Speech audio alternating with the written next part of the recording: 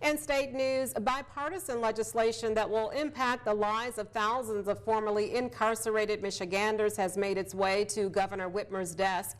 If signed, the bill would give Michigan the most expansive expungement package in the nation. And this week's Insights, we take a look at the bill called Clean Slate Legislation. Here's a preview.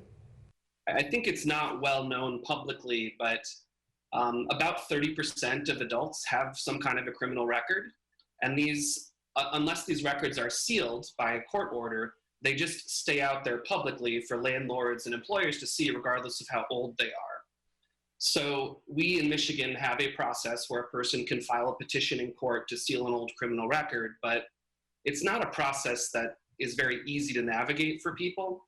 So we have over 3 million people in our criminal history database in Michigan. Our state population is about 10 million. But 2,000 to 3,000 people a year are able to successfully navigate the petition process.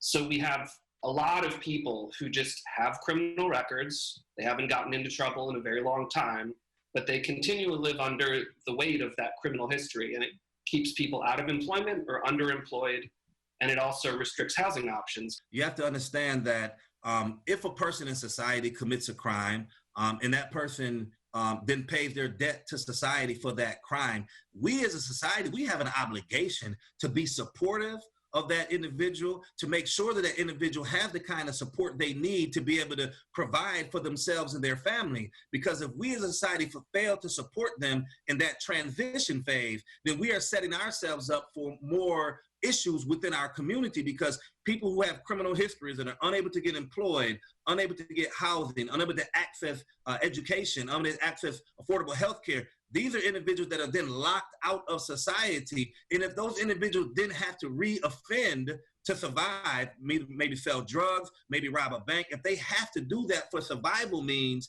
then we as a society have failed in that justice system to create the kind of real proper safety and discipline and punishment that is really needed to create a safe society for people. Insights airs Sunday on ABC at 11 a.m. and on CBS at 11:30 a.m.